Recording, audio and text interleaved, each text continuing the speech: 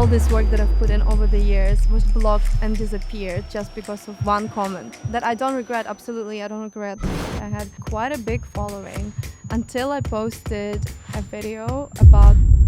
When was the first time when you were like, this is what I actually do now? Like, I've kind of made it. Like the moment. You have boss energy. It's radiating. The room is full of it. Oh, thank you. I guess it's a compliment. It's definitely a compliment.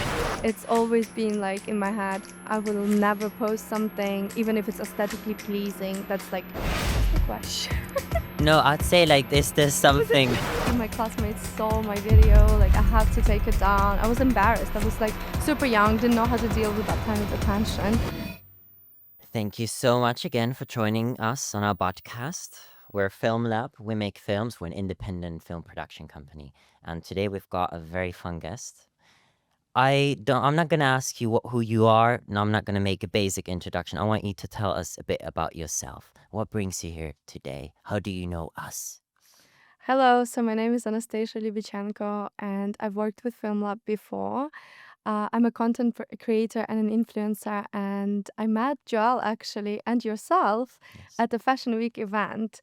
That's how we've met, and that's where the journey actually began. And then I got scouted for a film which was called Last Place on Earth as one of the lead actors.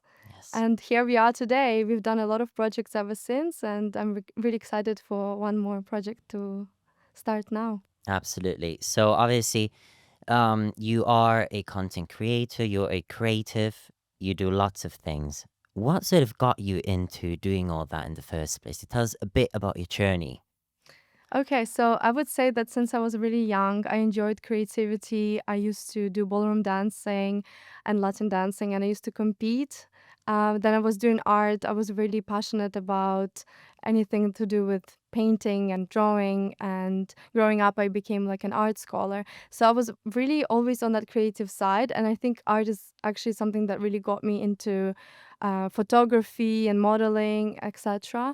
And I would say that my mother, actually, thanks to her, shout out to my mom, she got me into my creativity. She was also always pushing me and inspiring me to like try different things, and she was always very happy with me to do whatever I've like asked to do. So it was actually my call to start dancing. I was just like walking one day with my grandma, and I was like, I kind of want to do dancing. And they were like, okay, let's go, let's see, like, do you like hip-hop, do you enjoy ballroom more? And So supportive. yeah, Honestly, it was that so is sweet. so inspiring. Yeah, All moms should be like this. I know. And she actually got me into Instagram. She was the first ones to take pictures of me and help me with the poses, because she has a bit of a background with modeling.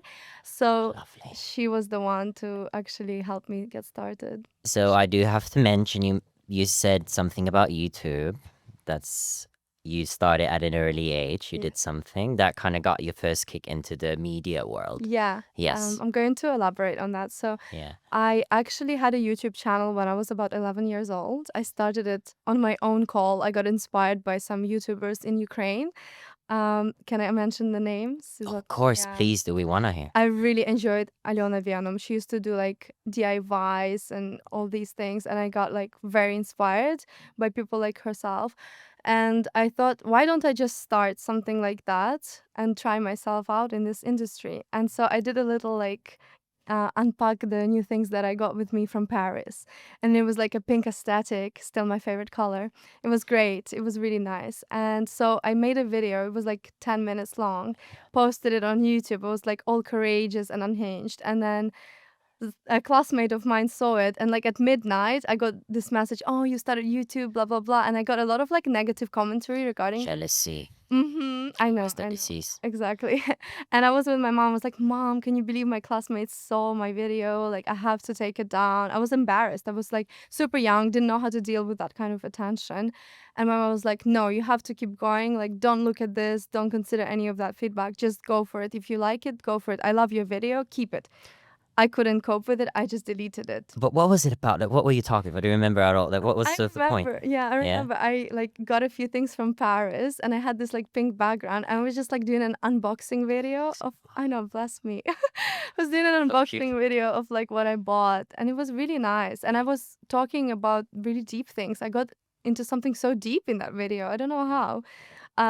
but it turned out really well. Like I wasn't talking as a person of like 11 years old. I was speaking of, like a mature adult. Yeah. But yeah, I did take it down, unfortunately, and sometimes I do regret it. But maybe now is the better time to get into it. Now I'm more knowledgeable and there's more to talk about.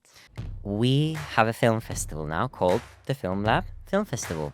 Please do submit your film. We want to see the creative power behind your creations. We are a collaborative film production company and we want to work towards doing something together, creating something together. So we would love to see your films. So the submissions are open now and the date is in September. Please do submit your film and we hope to see you here. You have a very mature energy, and that's probably one of the reasons why we loved to have you in the project. Because obviously, we always seek for talent that has got meaning. Like you have a lot of thinking behind what you do, and obviously, in terms of you've been creative for a long time. But where do you get the? I guess we can call it inspiration, but ultimately, it's a purpose. Yeah. Where do you? Is it just something that you have? Like, do you find it somewhere? Like, how does it come to you? It's a good question. I think it's something that I kind of derive from myself because I can't think of anybody who was very creative in my family, like in the same way that I am. Most of them were more like richer professionals, nothing to do with creativity. I'm, on the other hand, I'm not great at maths, you know. My friends know this. Yeah, Me bless. neither. I know. So this is not my expertise. But yeah, creativity is something that I've always kind of had. I would see something pretty, I would want to draw it when I was younger, right? I would see a dance, I would want to recreate it. Like ballroom is very extraordinary in the way that you express yourself, how you smile. It's a bit of acting, like you know, there's a certain level of acting to impress the judges as well, not just the skills. Just So drama. drama, like on the dance floor, you know. Yes. Oh, the best So kind. yeah, I don't know. It's just like something that I would see, something that I would watch online, and it would like develop a thought that I would then want to translate in my own way through my own like character and lens, if that makes sense. Absolutely. So, do you actually still dance? Is that something you do? Um, well, I do some classes, Yeah. not ballroom, but Mm. when I do have a chance, like in Miami, I do dancing classes, and I actually did heels a couple of times, which is very different. Yes, I know. I don't post it, but I do it. Talking of posting, so when did you start actively posting it? What was the process that really got you back into it?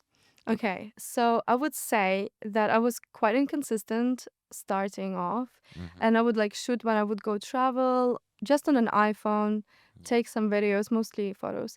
But then one day, when I was in Miami and I posted a TikTok, a photographer saw me. It's a very amazing photographer, Brian Lazo. Shout out to you. You're a great person and a great professional. And he actually commented on one of my videos, like to do a project together, a photo shoot. And it was super exciting because his style is very like 90s vintage. And I've never done anything like it. And when I was younger, I was very stubborn in my ways. Like I was, no, I want like a glamorous look. I want this and that. But then that shifted something in me and I was like, why don't I just try? Hmm. We did like a very amazing vintage photo shoot. Some of it is out, some of it is not, because I'm actually really bad with posting. My friends know I take ages, years. But he was someone who kind of inspired this spontaneity in me. I was just like, yeah, why not? I kind of threw myself into it. We did it and it was great. And that's actually what kickstarted my career in photography and modeling. That's where it all began because Wow. people could see like some professional touch to my photos. There was a change, you know, and then ever since I just kept going with the creative projects. There was ambition behind the eyes. Yeah. Yes. Obviously, we're kind of referring to our conversations from prior. Yes. Um, TikTok. I was gonna ask you more about. Obviously, there's a certain kind of content that you like to make is aesthetically pleasing. It's beautiful. You have a certain way of approaching it, but like maybe if you were into expanding it, like political, we know there's certain things happening in the world, and you've been open about them, but not necessarily everyone that follows you now Mhm. knows what that you've done it before. Like you want to share a bit more about that. So of your Yeah. past. Yeah, absolutely. So again, on my TikTok account that I had quite a big following until I posted a video about the war that started in Ukraine. Mm. It was very fresh and very deep and hurtful for me, and it was only right to share about it, of course, not only about how it feels to me, but about the events that go on there, because there's a lot that is not like told online. So I felt like Mm. it was the right time to share. And actually, TikTok took a lot of them down because it violated the regulations or the laws of TikTok, some rules. Yeah. So they took it down and they actually banned me and they shadow banned me where I had to like start new accounts. So I felt like there was a limit to what I could discuss, and a lot of what is true and what I heard from my friends or their colleagues Mhm. that goes on in Ukraine, I just could not share because it was not allowed, you know? And I felt like all this work that I've put in over the years was just kind of blocked and disappeared just Yeah. because of one comment that I don't regret. Absolutely. I don't regret No, sharing no, no, anything, of you know? course. But of course, it might deter you from doing it because, Yeah. of course, when you create content for a living, you need to have people see it. It's That's not an ideal situation to be in. Yeah, it's tricky, and you have to kind of find a boundary with that. Mm. But I think there are some things that are really worth sharing, and sometimes you have to overlook the algorithm or the opinions of others, you know? Yeah. How do you keep up with boundaries? Is it easy to establish boundaries? I guess let's first focus on the content and then obviously what comes with your own personal life. Like when you share your life, where Yeah. do you draw the line? But yes, let's talk about firstly the content. Like how do you decide what you share? Yeah, so I would say with my boundaries with content, Mm. it's always been like in my head, I will never post something, even if it's aesthetically pleasing, that's like nude or lingerie shoot, for example, right? I will never share something that communicates like a vulgar context. Yeah. I mean, in my eyes at least, maybe there are other people who believe that it is, you know. Mm. To me, if it's not looking like vulgar, okay. So those were like the two things I wasn't willing to do. I understand and I don't judge people who post certain things, but it's just like a me thing. It's just something that aligns with my values and perception of myself. Yes, Yeah. absolutely. And building boundaries, like it can be difficult. I think it's something that came to me with age, and I think it's absolutely super important to do it now, like especially in terms of business and work. Mm. It's very uncomfortable to have certain conversations with your colleagues or with Yes. people that you work with, but it's absolutely important to have those conversations because Mm-hmm. that's where the magic begins. That's where you can actually co-create well, and that's where you can be happy in creating something together, you know, instead of just being like offending each other and things like that. Of course. And I think well, obviously creating content, it is art. It is art for you and it's meant to be art for others. It is something that's meant to be seen. Yeah. But sort of when it comes to being a creator and all that, when are you off? When are you off the clock? When do Mm. you just focus on your own life? Is there really ever a time? You know, I feel the pressure. I feel the pressure of having to post. I feel like now there is not really an opportunity for me to get off social media ever. Mm. I feel like it's kind of become part of me, and that's the scary reality, and it can happen to people. Yeah. But there is like a part of me that actually enjoys it. I must say, lately, I feel like it's a bit of a burden sometimes to post, and I'm a bit like a prolong certain projects, Mm. you know. And I'm also a perfectionist, which kind of doesn't help. It just feeds into this. Perfectionism, yeah, that's a guilty pleasure of a Yeah, lot of people. yeah, exactly. But I feel like I've learned to kind of overlook that sometimes just for the purpose of doing things. Yeah. Um, so yeah, that's definitely something that I need to work on, but it's fine. We'll get there. Yeah. Um, Absolutely, yes. And in terms of obviously you've been doing this for some time, but when was the first time when you were really the realization of like this is what I actually do now? Like I've kind of made it. Like it's the moment. Yeah, it's definitely the Moyevir magazine, the French magazine that I was featured on the cover, and inside we had an interview. It was a really inspiring talk that we had, and I think that's really what kickstarted it for me, Mm. like genuinely. Because before it was more like a hobby, and then I was like, okay, right, we can actually make something out of this, you know. Yes. And that's definitely something that drawn a lot of brands to me, not only in fashion but outside of fashion, like you know, Drunch with the big teddy bears, like a cafe in London, like places like that, like the food industry, the beauty industry, skincare. Shout out Landava, amazing. Landava was featured in Vogue, like, you know, things like that is grand projects that I didn't even imagine myself getting involved in, and it's just not the industry that I've started with, like fashion, right? It's all across, like cross industry things that have been happening. And I think like when you understand that it's not just one industry that demands you or like wants to work with you, it's like many, and you think of how can I get involved in that, like in the way that resonates with me. I think that's when it really started it for me professionally, because I was like, okay, I don't have to just identify with one industry. I can be this and I can be that and I can be involved in that, in my own way. And now we want you in film. Yeah, Yes. love that. I'm super Amazing. excited. It Yes, is we've been so blessed to have you take so part cute. in our projects. Um, thinking of you as an actor and as a um creator of being in film, like is there like a role, for example, that you'd love to do, or Yeah, personality you'd like to portray? absolutely. So we spoke about this with Joel, and actually, my cast film for Last Place on Earth was a clip of me with the Joker makeup of Halloween. So it was something a bit psychotic, a bit crazy, a bit like out there, a bit dramatic. And I think it's something that I can definitely play well. It's something, maybe a bit of an evil character, a bit of a like a bossy kind of dramatic person. Because in fact, when I was young, and a lot of people will confirm this, when I was going to the boarding school, when I moved here, I had a lot of conflict with people from other countries and Wow. other backgrounds. Yes. And I kind of embraced this like bossiness because I kind of had to shield myself from all these attacks and opinions of other girls.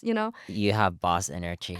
It's radiating. The room is full of it. Oh, thank you. I guess It's it's a compliment. it's definitely a compliment. That's, Thank again, we want, of course, you do have to have a certain strength, a certain sort of energy Yeah. when you are in this industry, because Yeah. everyone's gonna eat you alive if you don't Exactly. stand up And for yourself.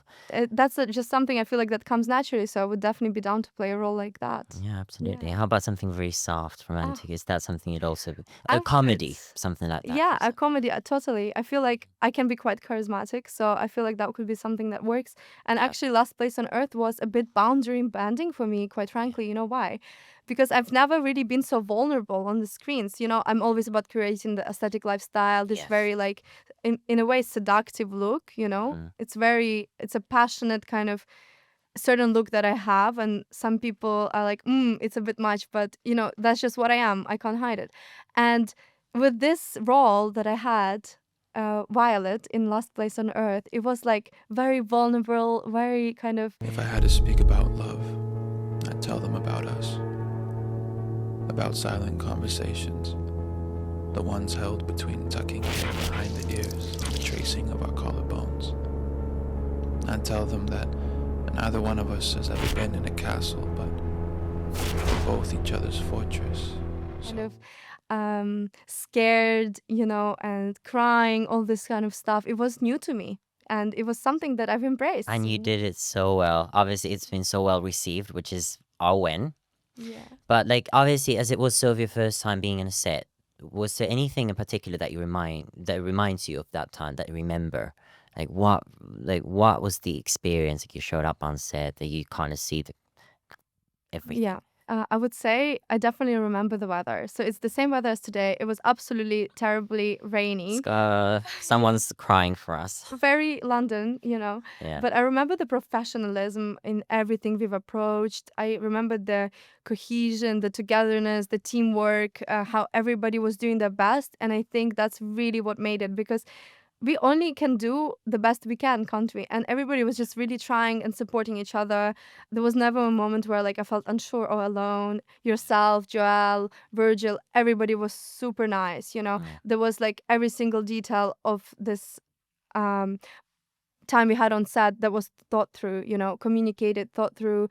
yeah. And I feel like we really did an amazing job with that. Yeah, absolutely. And Yeah. obviously, as a producer of that film, we really did try to give an emphasis on it. It's an experience you can't really do well in acting, or being someone working on the set, or being the people operating the cameras or the sound. You have to create a good environment for the crew, and that's something we do really well, because we are all about collaboration. Like, we want to bring everyone together That's why we're doing all these things, and that's why like you had the energy. This is the shout out to you now, because you obviously brought something of that strength to us, and that's why it turned out to be as good as it did. Yeah, Oh, that's it's teamwork. Thank you so teamwork. much. Thank you. Absolutely, yes. Yeah, I think we can definitely do something like that again. We will. We I'm will. very To stay excited. tuned. Yeah, Yes. stay tuned, guys. So, in terms of finding the collaborative force in your industry, in our industry, maybe in your case also the creation and everything, is it easy to find people that you relate to? Ooh, it's harder than I thought actually. You know, being in London, you think like there's so much exposure, there's so many individuals that can be like you. But I feel like I'm very diverse and I'm very versatile and I'm not sure like completely and entirely what I am yet. Yeah. There's definitely people that I align with and that I share opinions of and that I can call my acquaintances. Yeah. But to call someone my friend or my best friend is something that's really hard. And a lot of my closest friends are actually abroad. And sometimes I find myself like, whoa, I'm really just like here on my own, you know, doing my thing. But like people that I have soul ties with, they're just there. And that's why I travel a lot. That's why I come to see them and make an app. You're so international. We're It's jealous. it's true. And yeah, I just think that it's challenging, but you have to put yourself out there because if you don't, you will never find someone that you connect with. Like, I mean, of course, it's possible, but for someone like me who enjoys media, who enjoys social media and acting, modeling, you have to be out there and you have to create and connect with people like yourself. And I think that going to networking events helps a lot. Yeah. For example, there is a Nova group, which is a private members club that my friends run. And I often attend their events to meet people like myself. And Yeah. actually, the first ever podcast I did was with Jirov, and we did it like together since meeting in a Nova group event, you know? Yeah. And you never know, like exactly like we met in a fashion week. You never knew that you would meet someone like me and that I would like connect and be an actress for your film, right? Absolutely. So you just have to try. But it's also about star power. We're all stars in one way or another. Oh, We all it's have our thing. But in terms of work and like what you do, we're not gonna talk about future. It doesn't work that way in life. But are there certain things that you'd like to do Yeah. that is sort of combining what you're already doing? Like, do you think there's a really clear benefit? For example, from film, do you think there's something else you'd like to do within the industry? Would you be interested in producing, doing something else, script writing, these sort of things, like being just creative? Yeah, absolutely. I think like everything that I do is always with intention and Yeah. there's always something to do with my end goal. And film is definitely a big part of it. Marketing is a big part of it. And there is like a way of combining it that I can think of that benefits me. Also, like everything that I do is good for my Instagram, you know, and there's definitely something that I can create with it. And of course, being socially exposed helps as well. Something new that I'm trying creatively is actually theater. I've never done a theatrical performance Yeah. because you know on set you can record again, you can retry, but in theater you just can't. You can't really make a mistake. And performing on stage is something that's a bit similar to what I did with ballroom dancing, you know. So it kind of brings me back to that kind of vibe I had, and I'm doing it just for pleasure, really, you know. Yeah. But not only for that, because I think it creates a lot of opportunity for transferable skills. So I can use it with FilmLab, I can use it with acting, I can use it with modeling. But not only that, it also trains your memory to remember the script that you will be playing out, like in Yeah. theater, and it trains your teamwork skills and your public speaking skills. So that's something that I'm really, really excited about. Oh Actually. goodness, we really want to see you on stage. Aw, Definitely. thank you. I'm excited. There's going to be a showcase, so stay tuned. Really? Okay, everyone, we know where to look for. Yeah. Yeah. So obviously, you work with FilmLab. You've been doing lots of things for us and with us, and the sort of the collaborative force. Obviously, you had not worked in film so much before, but ever since the experience, have you kind of kept your eyes out for some other opportunities, like let's say castings and these Yeah. sort of things? And did it really give you some sort of energy, like, oh, I really want to do this a bit more? Or maybe creating your own projects. Obviously, again, you create content. Could it go towards making funny reels, that kind of, is any of that sort of your interest? Yeah, absolutely. I think what we do at FilmLab is starting something that we can put out there on Instagram, Mm, create it into reels, more aesthetic things. We spoke about this with Joel a lot, mm, like more storytelling and also behind the stage, behind the scenes. Like here right now, we're taking VTS. I can see it, and it yeah. will definitely be out. So it's something that is very important to do, and it's interesting for people to see. Some other projects I did. So I used to study media and communications at UAL as a master's degree, and we did a lot of projects with FilmLab for that. Actually, we did like a film on neural media. We did a lot of like different things that we've never done before, Mm, that I think I actually haven't put it out there, but maybe it would be worth doing so. It serves a purpose out yeah. there. It does, for sure. And in terms of, obviously, you are a brand as well. Hmm. But if you think of your role as an actor or a creator, um, was it easy to create the brand? Or also, then again, we kind of talk about the time off your phone and the creation. Hmm. Like, how do you keep all those things separate, or bring them together? Also, where do you find the inspiration? Like, okay, let's rephrase this. What's a really good story that you Yeah. want to share in some way? Either it's a photo, either it's a Hmm. film that you've been in, a podcast, any media, anything. Yeah. So I think my page is about aesthetically pleasing Mm, experiences that I live. It's very lifestyle, but it's yeah. very kind of photo shoot, editorial like, and I'm open to try myself in different kind of styles, but cohesively it's something that's very deeply personally me, Mm, and it's something that like expresses beauty and expresses some type of like passion and depth, because nowadays it's harder to find that depth, but I feel like in a way some people may view my Instagram as something very surface level, and maybe it's true in a way because it's kind of like a shield that I do, like a boundary that I do with my audience. But perhaps going forward, I would be more open to being more open online, like what we're doing now. I'm really enjoying this. It's not something that I've done before, but I think to have this personal touch to show what goes on behind the photo shoot, behind the scenes of this is something that actually bridges that line with the audience, because nowadays like there's just so much out there that's inauthentic. A lot of things are made with AI, which I do love AI.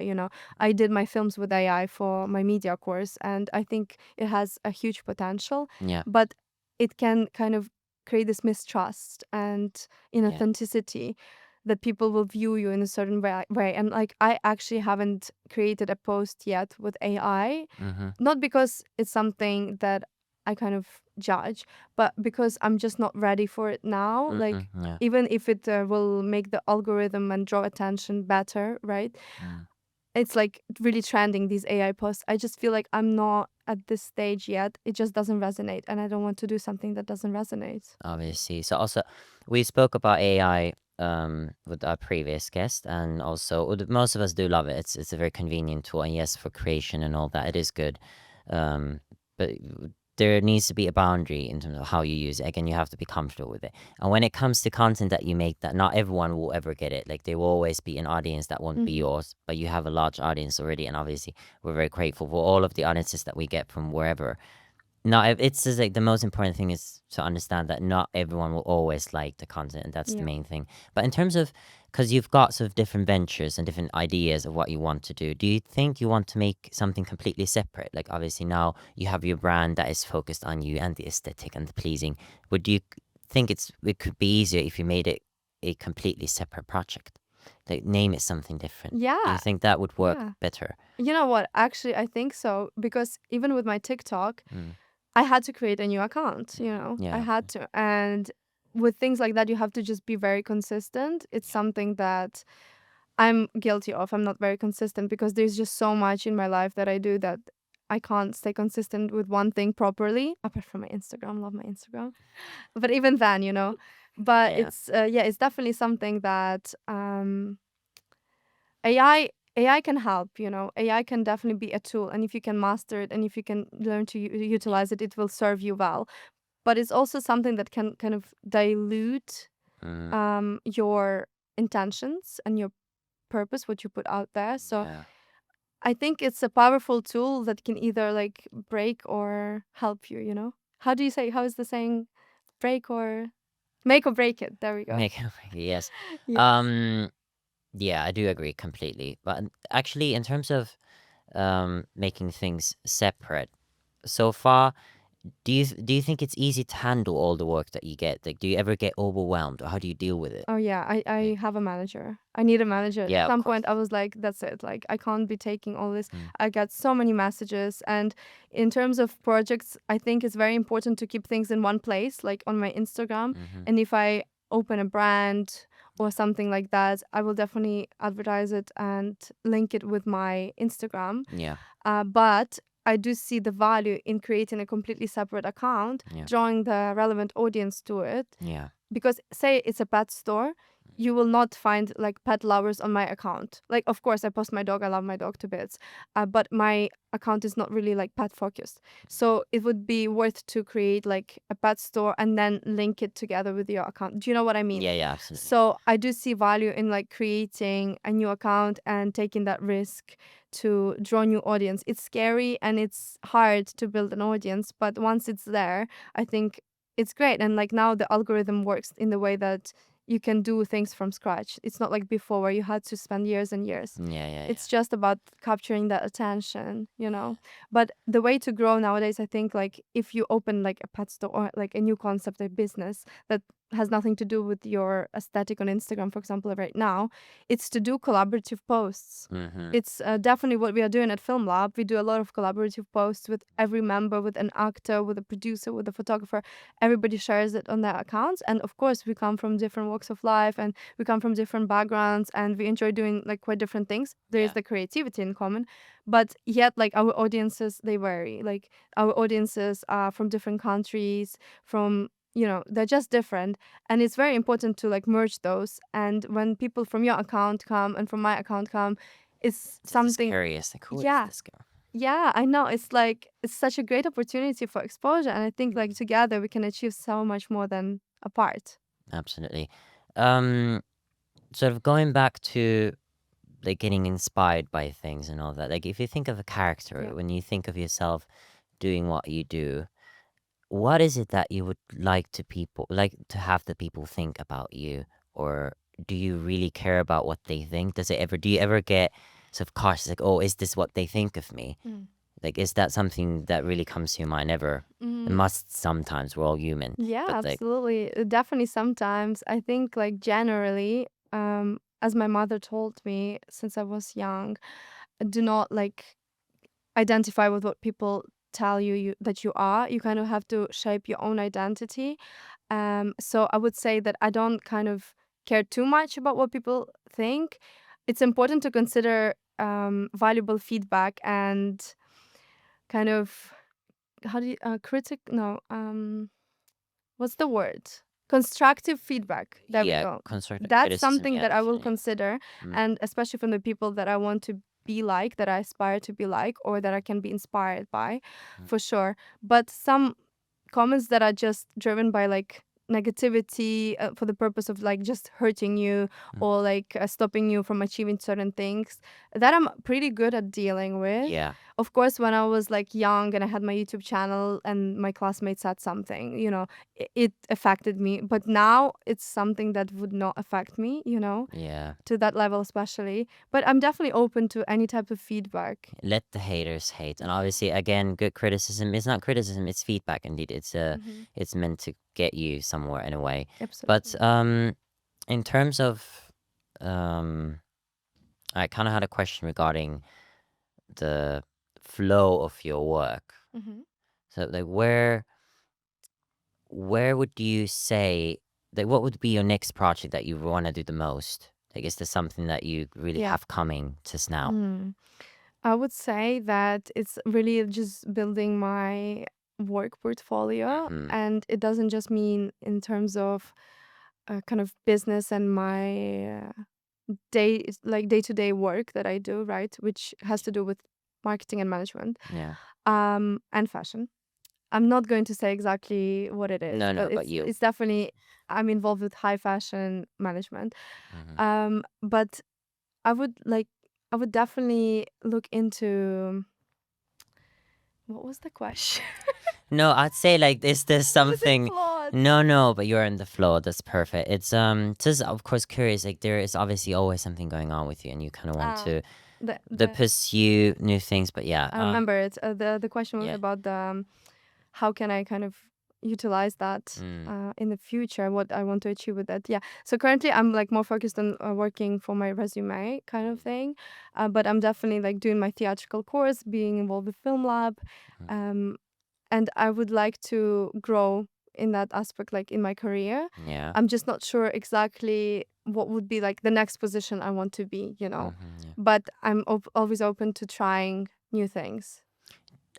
Do you think it's easy to sort of not know always? Like, do you deal with uncertainty? Like, how do you deal with it? Oh, Because social media it's basically all about that. yeah. Yeah. Uncertainty is definitely something that I find a lot of people struggle with, Mm, including myself. But I feel like I also kind of thrive in uncertainty. I feel like I'm just doing things that I like now, and then it will shape into something that will become more clear. So now I have like a couple of industries that I'm interested in, which is high fashion, media, yeah. and marketing, right? And there is ways to merge those, and social media is definitely up there. Mm, There's definitely ways to merge that, and I think that eventually I will find something that's just like perfect for me. But now is the time to explore. absolutely. And Yeah. talking about exploring and um, I have to like, for example, when I create things and when I've worked in music and film, when I have idols, things I like, music I listen to, films I like, I kind of try and refrain from saying the names and the styles at times Mhm. because I don't want people to compare me or my work to things that they know I like. Do you ever have that? Like, do you ever feel Mhm. like if you mention something too specific that's gonna sort of hit you later, that Yeah. it's gonna get to you? Yeah, I Do, definitely I'm really reserved in that mm, aspect, in that regard, for sure. I am really careful what I say online. Like there's yeah, certain things I want to talk about, like my relationships, my specific like role that I do in what company, how yeah, long yeah, I've been yeah. working there for, Hmm. relevant people will see it on my CV, but or like my friends will know what I'm up to day, which can Yes, be a bit crazy and fun. But we're it's not all about something. crazy. Yeah, it's nothing like that I'm.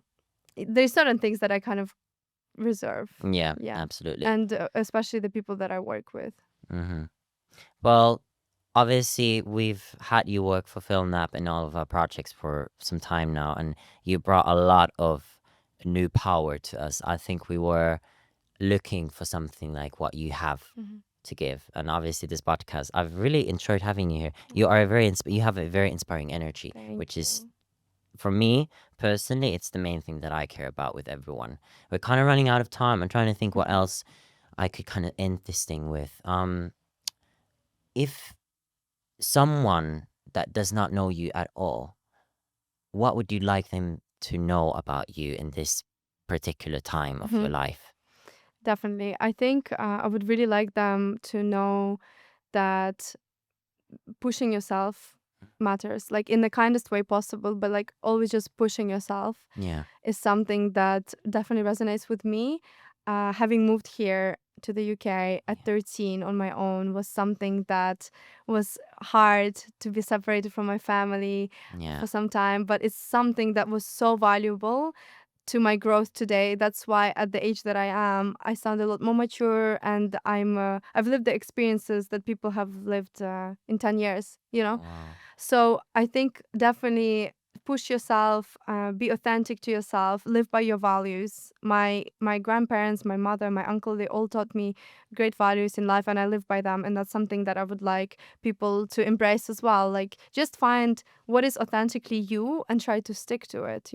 In the world that's so Wow. horrible today and hard to navigate, is something that you can do best is just being yourself, really. So I think it's very important to just push, try yourself in new things, don't be afraid, and really just go for it. Gosh, there would be so much more to talk about. I'd love to know more about the background and everything that you've done. And obviously, you have great support, Yes, of course. and we'll also be here for you.